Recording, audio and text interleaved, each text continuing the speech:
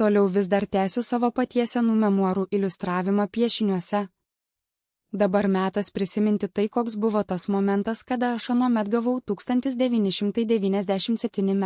birželio mėnesio žurnalo Genijs numerį. O tuomet buvo jau vėl pati vasara, ką tik buvo pasibaigę man visi mokslai Salamiesčio mokykloje, buvau sėkmingai perkeltas į 7 klasę ir išleistas į vasaros atostogas.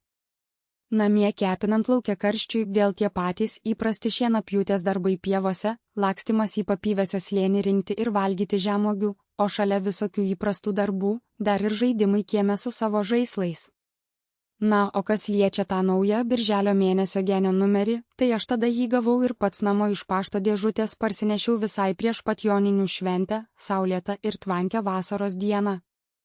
Nežinau, ar dėl to, kad nuo buvimo nuolatinėje saulės atokaitoje pats buvau smarkiai perkaitęs, ar dėl kokių kitų priežasčių, bet dar tą pačią popietę labai stipriai pradėjo skaudėti man galvą, kad net aimanavau iš skausmo ir susiėmęs rankomis už galvos po kambarius lampinėjau.